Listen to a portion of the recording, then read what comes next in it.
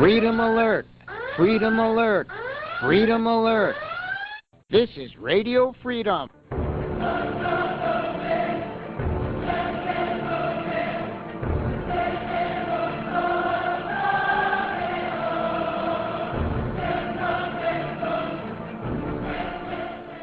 You can listen to this show anytime at www.freedomsite.org. This is Alternative Forum 2000.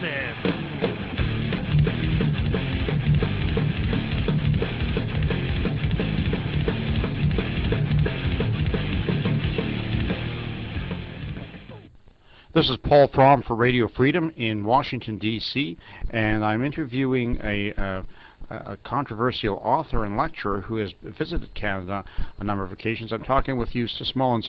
Mr. Mullins, welcome to Radio Freedom. I'm very glad to be on your show, and I hope we'll have some interesting points to make.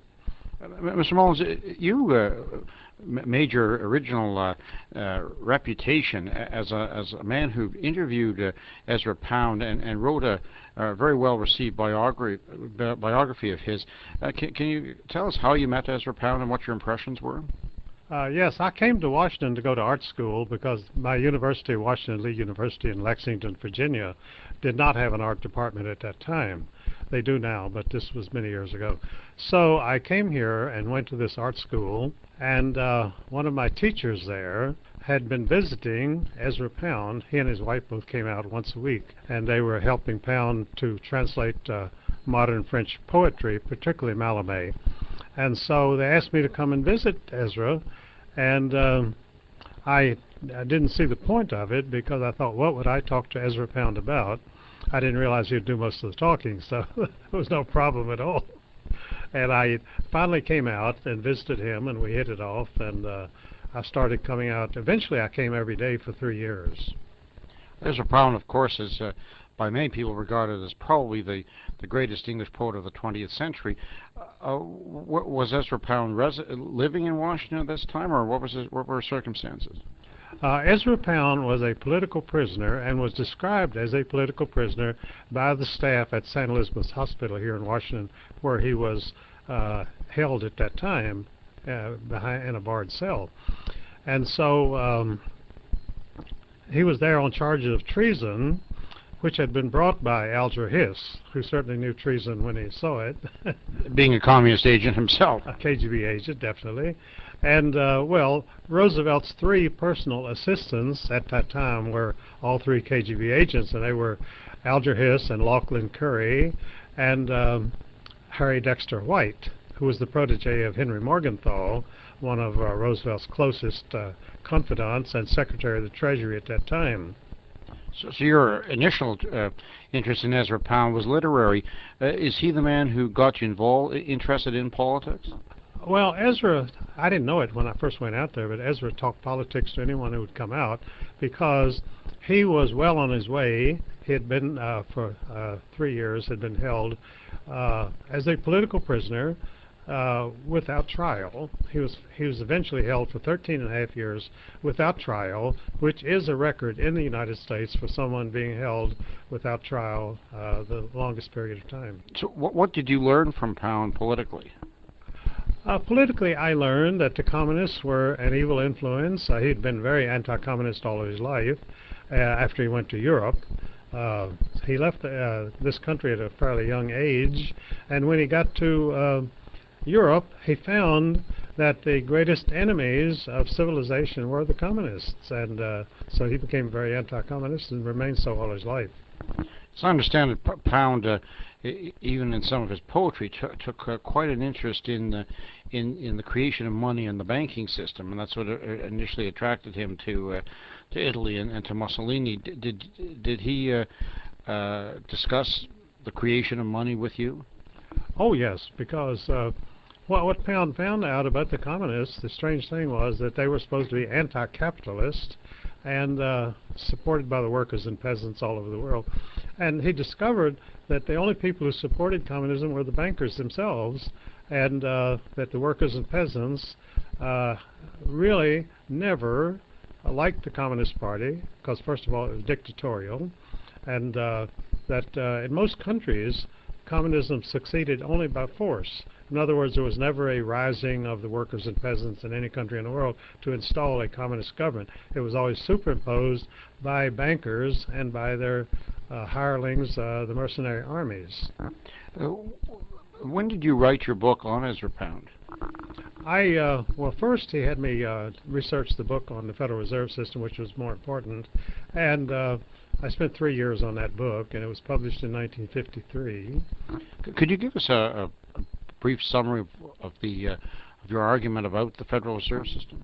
Well, my book was researched at the Library of Congress. So the bank claims you owe them money, and so Right. they act as a private collection agency to collect that money. Well, if you think about it, and so many Americans actually fear the IRS. Well, of course they feel them because they're operating illegitimately, and when an organization is operating illegitimately, they have to keep you fearful all the time. Right, because a lot of people actually believe that that money goes to the government.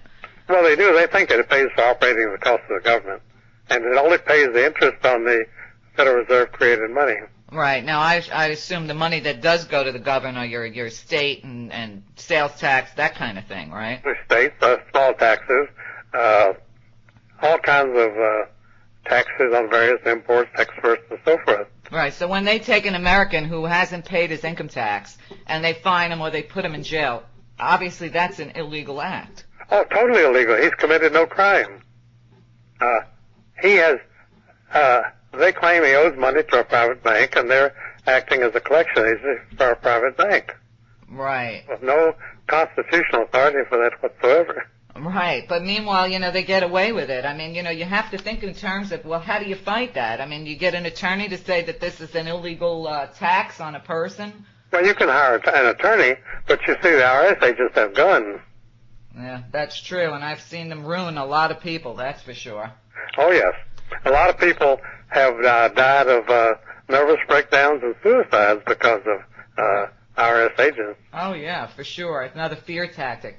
Eustace, you talk about the Rothschilds, and you talk in your book about, let me get it right, the Zionist movement to create the State of Israel.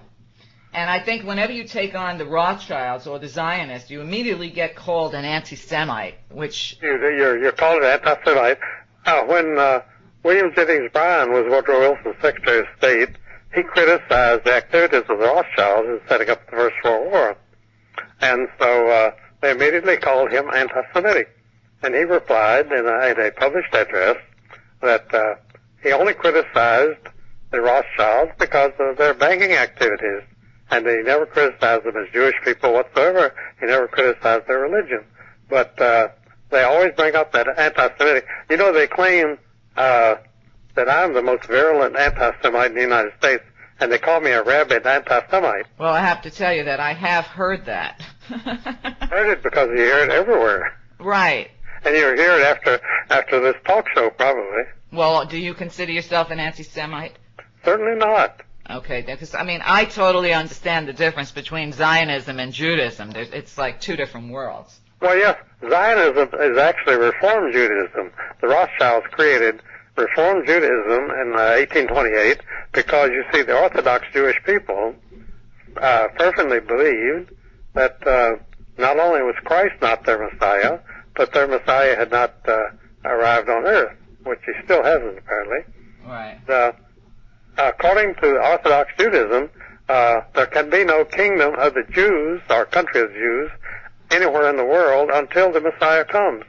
So your Orthodox Jews consider the state of Israel entirely illegitimate. Oh, yeah, that I've covered with other guests on the show, including a rabbi. Yeah, well, any rabbi would tell you that. Right. Now, wasn't it the Rothschilds that were involved in the Balfour Declaration? Oh, yes. Lord Lionel Rothschild got the Balfour Declaration signed by Secretary Balfour in the English cabinet, getting a national home for the Jews. And they created the national home for the Jews at the ancient crossroads of the world, which was in Palestine. And this meant a great deal to them to get that territory because it meant that they would symbolically rule the world. Right, right. One of my listeners is saying, I think what you're saying, Eustace, is very important for Americans to know. And I totally agree. I want to take a break here, Eustace, and tell my listeners, I have this book available through my book list on my website. It's simple. It's called The Secrets of the Federal Reserve. It's the #1 book you must read and pass around. Buy 12 of them and give them out to everybody you know. You're not going to find a better book on not just the Federal Reserve, but how it's ruined our country since the get-go.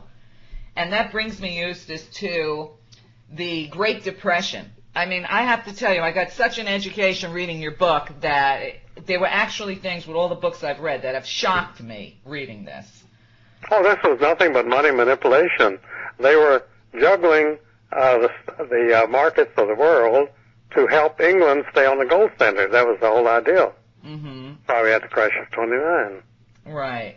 Now, that's according to official government documents. There were congressional hearings which were held into the cause of the 1929 crash, and they concluded it was because we were trying to help England. Yeah, they wanted to help England, and that was another thing that I didn't realize is how much gold the United States returned to Europe while no one here was looking because we were too busy with the war.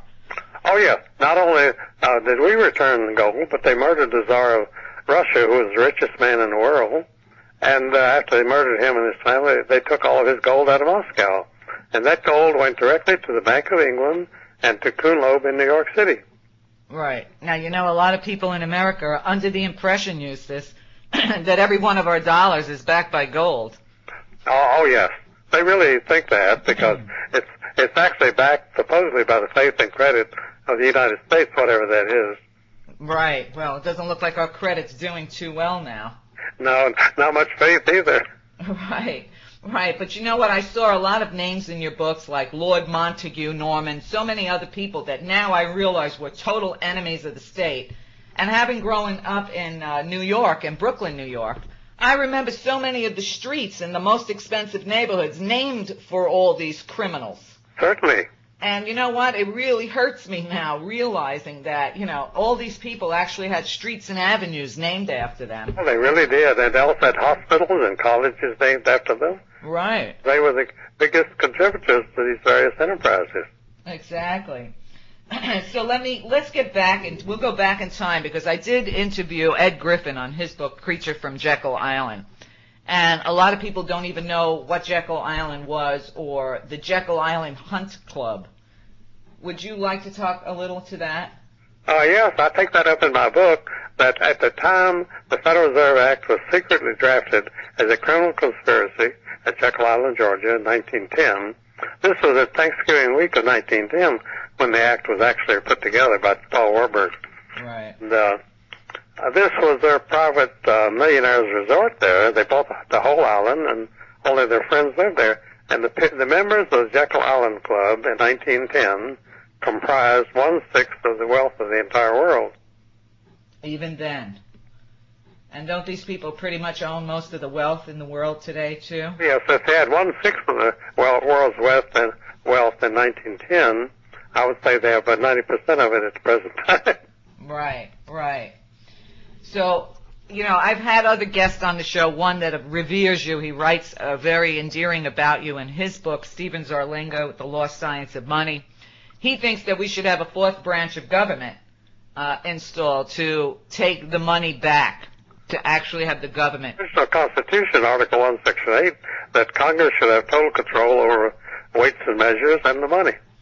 And that was violated in 1913 by the passage of the Federal Reserve Act, in which Congress unconstitutionally delegated those powers to a private bank, which it's been ever since. Right. So what do you think our chances are of taking it back without, you know, all of us getting assassinated? Well, the very last section of the Federal Reserve Act of 1913, Section 34, states, and this was passed as a stop to the congressman, that Congress reserves the right to alter or repeal this act at any time. And that's been on the books since 1913. And of course, no congressman has ever acted to alter or repeal it. But it's on the books, they can do it. Well, reading through your book, there were a lot of brave politicians that tried to intercede and stop this. Oh, I knew quite a few of them. Wright Patman was a good friend of mine. And now I didn't know Louis McFadden. He was murdered before I could make his acquaintance.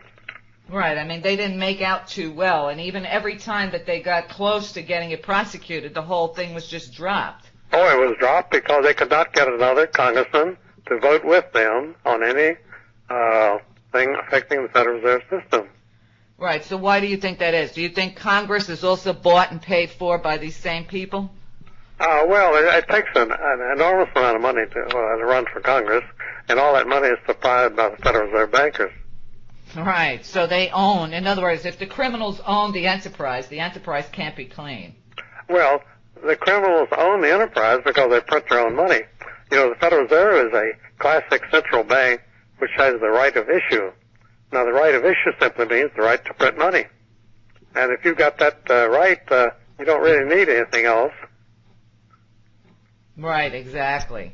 You can print all the money you want, and there's absolutely no restriction on how much money the Federal Reserve can print. Right, right. Well, you know, I'd like to, in honor of Ezra Pound, read from the introduction of your book, just the first paragraph, where it's a quote that Ezra Pound made while he was in St. Elizabeth's Hospital. He said, "Here are the simple facts of the great betrayal. Wilson and House knew that they were doing something momentous. One cannot fathom men's motives, and this pair probably believed in what they were up to. What they did not believe in was representative government. They believed in government by an uncontrolled oligarchy whose acts would only become apparent after an interval so long that the electorate would be forever incapable of doing anything efficient to remedy depredations." And, you know, you read that and you can really get why they threw this guy away and locked the door behind him. Oh, they certainly did. They intended it was boasted of in Washington in 1950 that Ezra Pound would die in St. Elizabeth's Hospital. He would never be released. And that was reported back to me, and I thought his chances were pretty grim myself. Now, Thomas Jefferson, you know, who I believe was probably, you know, no one was perfect, obviously, that we've ever had in this country. But what did Jefferson think about a central bank or an incorporated bank? Well, he fought against it very vocally. You see, when George Washington became president of the United States, the first thing he did was to charter a central bank, the first bank of the United States, which was the Rothschild Bank out of London. And that was a central bank, and so with the right of issue. And so Jefferson, even though he was a member of Washington's cabinet, he campaigned against it. And it was passed over his objections. Washington signed the First Bank of the United States charter.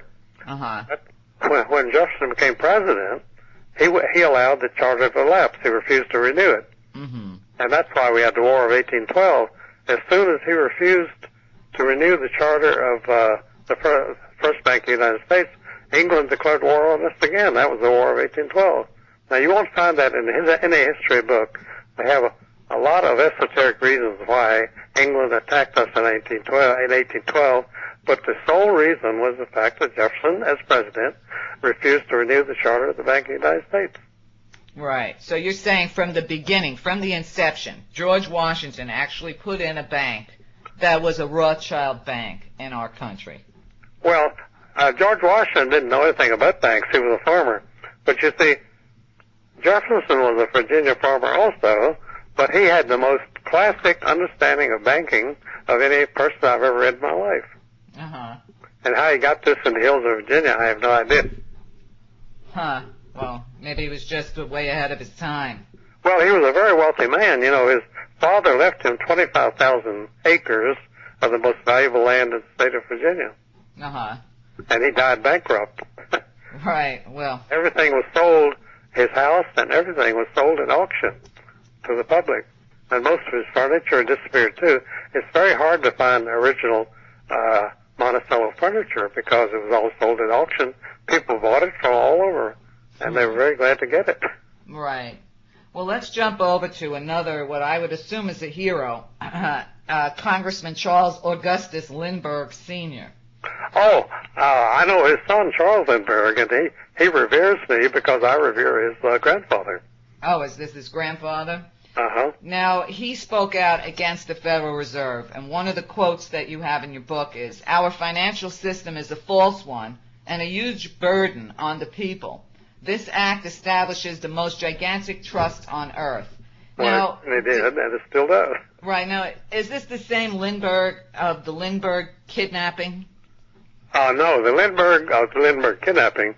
See, the original Congressman Charles Augustus Lindbergh Sr. was a very wealthy Minnesota lawyer, and he represented a lot of big companies. He represented Weyerhaeuser Lumber, and he represented some of the big other companies.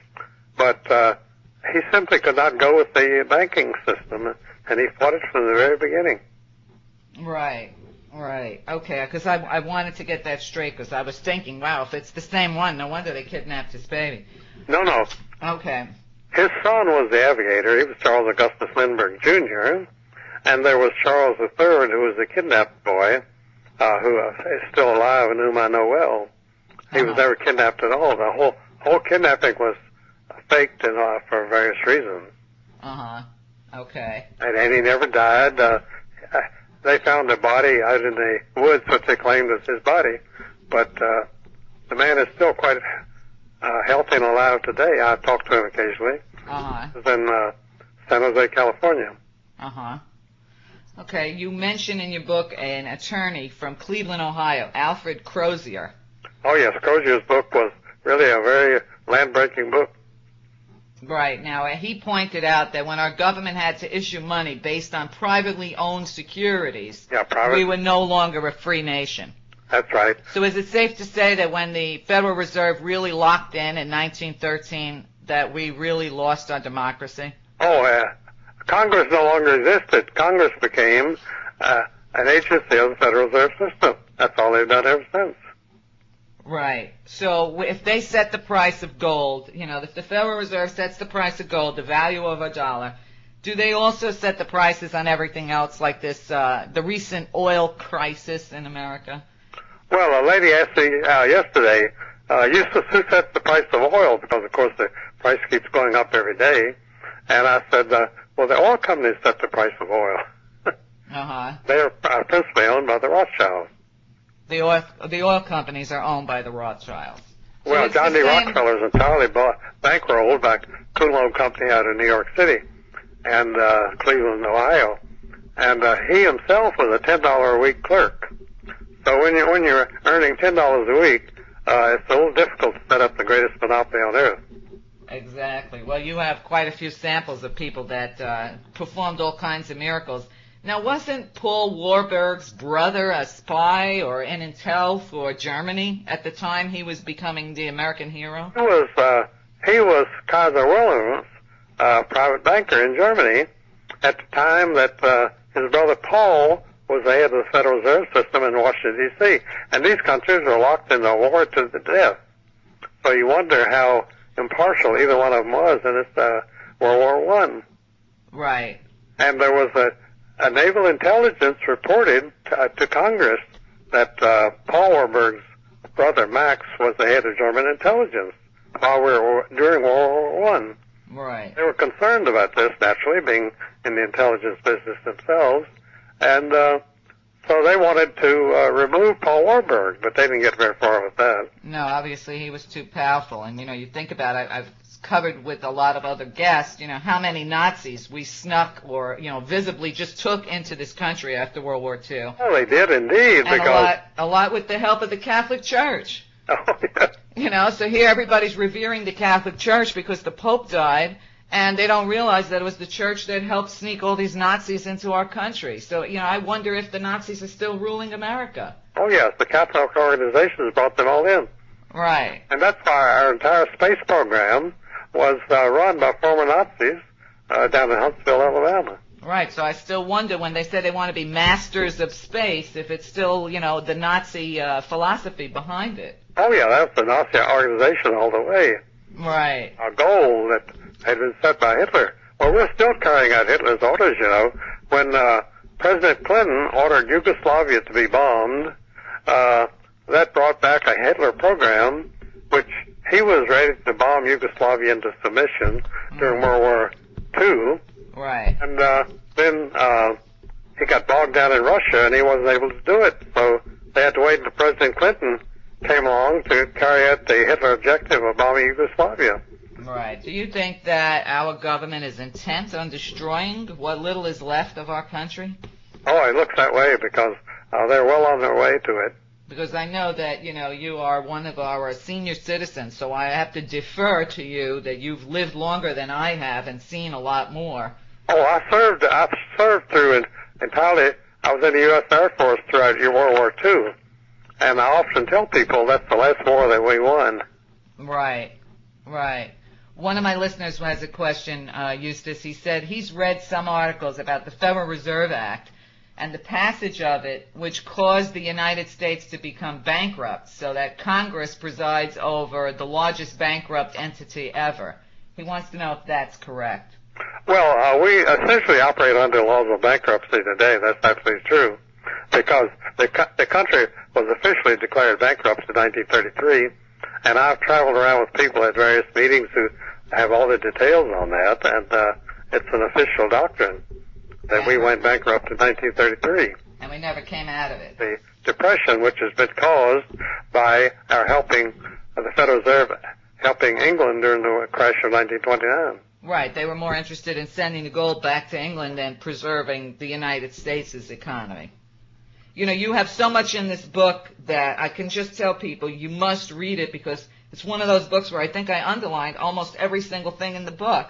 Well, so often when people bring up a book for me to autograph, and I open it, every word is underlined in yellow. It looks terrible. Well, you can't help it, though, because you want to recall it all. You talk about, obviously, Congressman Lindbergh was a real hero. He was one of the great heroes of America. He tried to preserve this country. Right. And then when he talked about the Federal Reserve, he said, "This act establishes the most gigantic trust on earth. When the president signs this bill, the invisible government by the monetary power will be legalized." Oh, yes, everything is legal that they do. Right, and he said it was the worst legislative crime of the ages perpetrated by that banking bill. So we hear talk about a secret government, and people say that, oh, you're a conspiracy freak. But obviously, even Lindbergh knew that the Federal Reserve was creating an invisible government. Oh, they really did. Now, I've had articles about me in major newspapers. The Dallas Morning News had a front-page story about me, in which this young female journalist described me as a conspiratologist. Right. And I replied to them that I have never had to invent a conspiracy in my life. There's so many now that I can keep up with them all. Right. To me, everything coming out of our government is a conspiracy unless they prove differently. Well, I have called the Federal Reserve System a criminal syndicate for many years, and it's stated right there in plain English in my book that because it was a secret conspiratorial meeting at Jekyll Island in 1910, and they even dismissed all the servants at this meeting, and of course these are very wealthy people. They had to have a lot of servants around. Right. They imported servants from the mainland of Georgia to wait on them, and they agreed not to mention each other's last names all the time they were there at this meeting. Right. Called the First Name Club. It was Paul and Henry and so forth. No last names were ever used. Right. I mean, if they were doing anything above board, why would they need to go through such extremes? That's for sure. Well, I've never heard of any private club in the United States where the members were afraid to mention their last names. Right, right. So, Eustace, let me ask you this.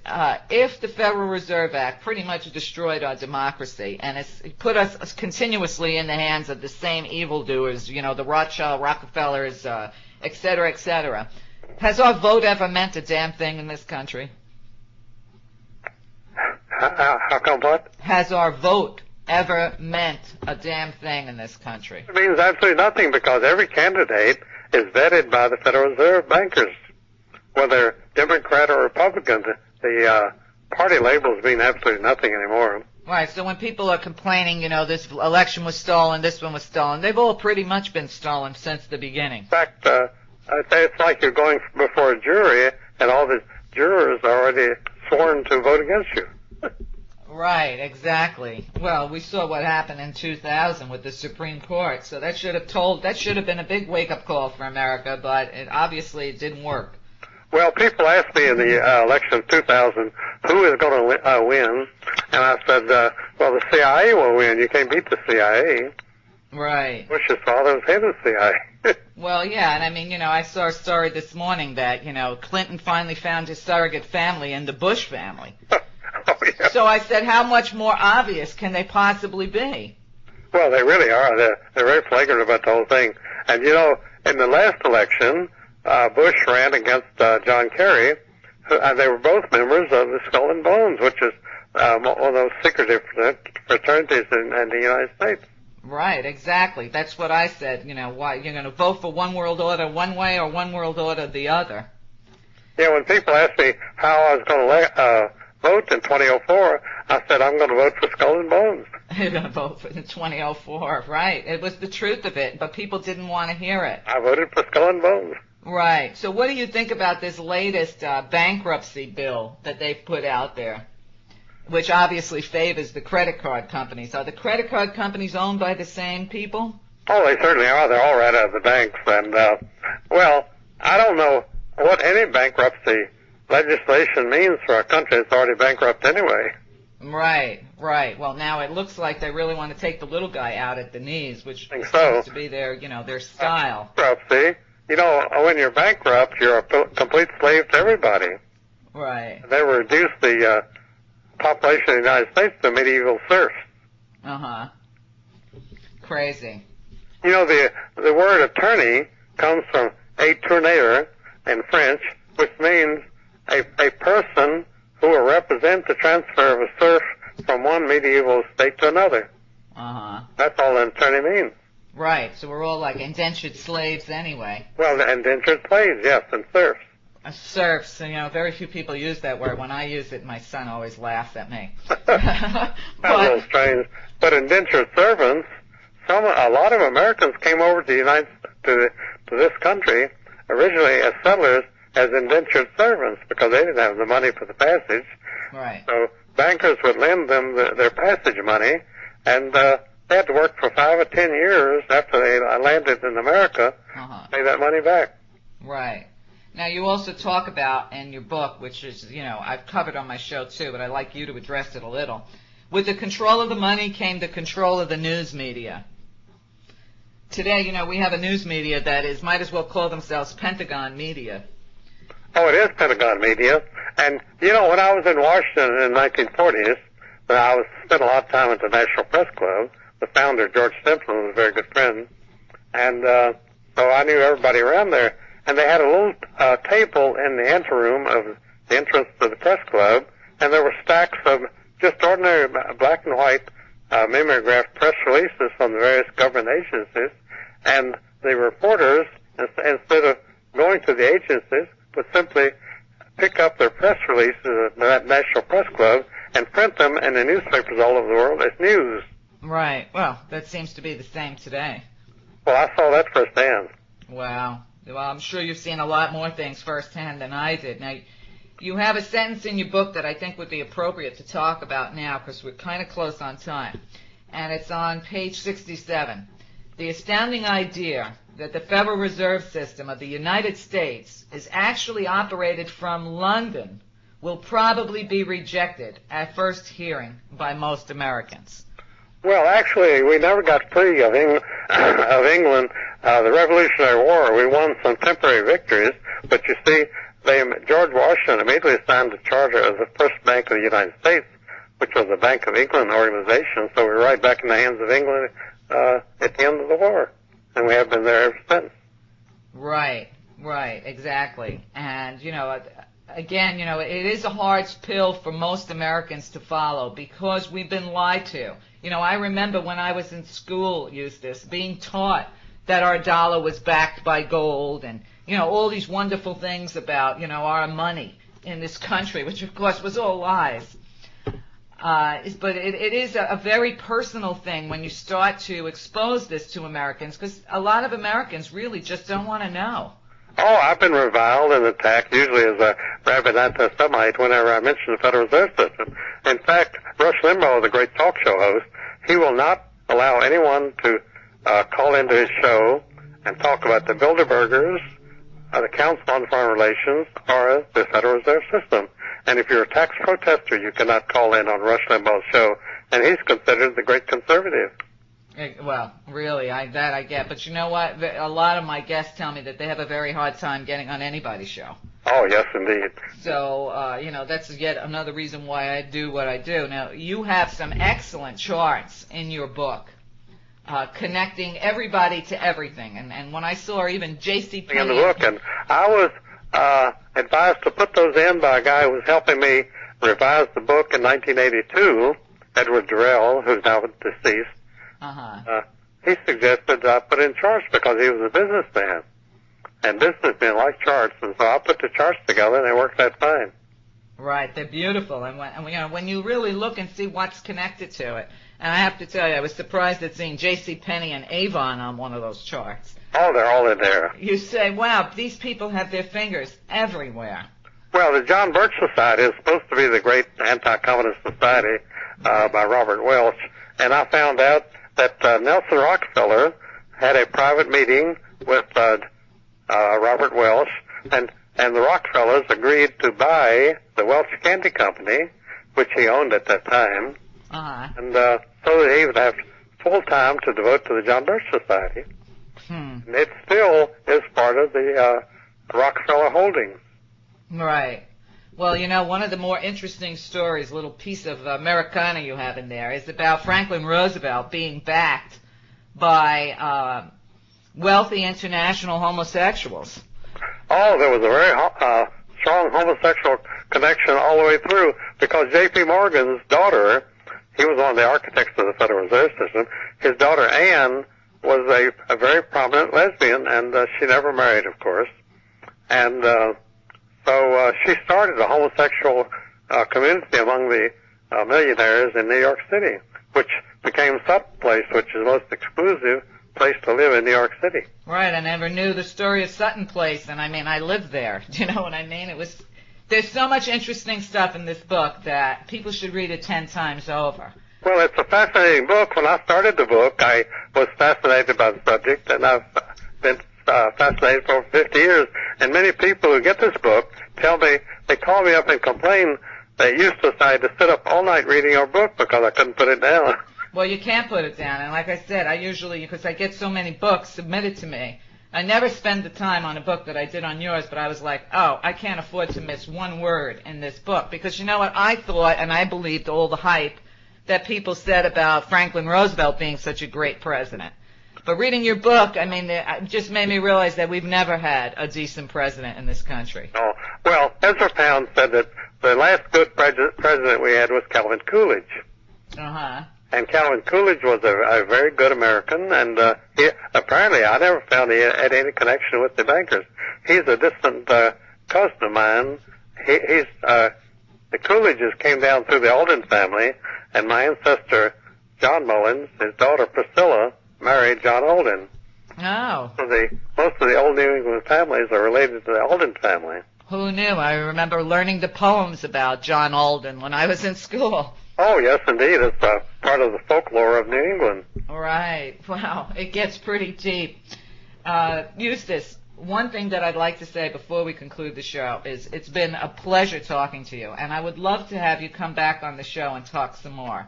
Well, if the Federal Reserve doesn't go away, I'm willing to come on another time. Oh, well, great, because I'll definitely want to have you back on. I'd like to end with a quote from Congressman Patman, because I think it's a very easy explanation of what the Federal Reserve is. And it's on page 165 in your book. It says, as Congressman Patman puts it, the dollar represents a $1 debt to the Federal Reserve System. The Federal Reserve banks create money out of thin air to buy government bonds from the United States Treasury, lending money into circulation at interest by bookkeeping entries of checkbook credit to the United States Treasury. The Treasury writes up an interest-bearing bond for $1 billion. The Federal Reserve gives the Treasury a $1 billion credit for the bond and has created out of nothing a $1 billion debt which the American people are obligated to pay with interest. And I think that's the easiest way to explain our fiat money, which is basically air money. Air money? Well, in fact, many officials of the Federal Reserve System have testified before Congress that they ask, where do you get the money for this? And they say, we create the money out of nothing. Exactly. You know, and it's funny, Eustace, this week I saw a news story where 3 teenagers in America were arrested for counterfeiting money that they were using in their school lunchroom. And I said, why should they be arrested when the Federal Reserve's been counterfeiting money for years? Well, they create money out of nothing, and really, if it's illegal, it should be illegal for everybody. I totally agree. Eustace, I want to thank you so much for joining me this morning. It was absolutely fabulous. Well, I've enjoyed your show. Oh, well, good, and we'll definitely do this again. All right, fine. Thanks so much. Very good. Take care now. All right. That was Eustace Mullins, the author of The Secrets of the Federal Reserve. I guarantee you, no matter how many books you've read about it, you're going to learn a lot more in this, and you're going to learn a lot of history, like some of the things we talked about today. And it's just crazy stuff, I have to tell you. Tomorrow, Carl Schwartz, one-way ticket to Crawford, Texas. We'll pick up where we left off. Maria with an E, the mouth that roared, the Maria Heller Show. #1 show on the net for 5 years in a row. Though the mainstream press may be frightened, scared, and cowed, she's not afraid to tell the truth and to tell it loud. So watch out, all you Enrons, Halliburtons, WorldComs, and WorldCons. She gonna shine, shine, shine the light of truth on you. She's the weapon of mass instruction. MERIA.net. MERIA.net.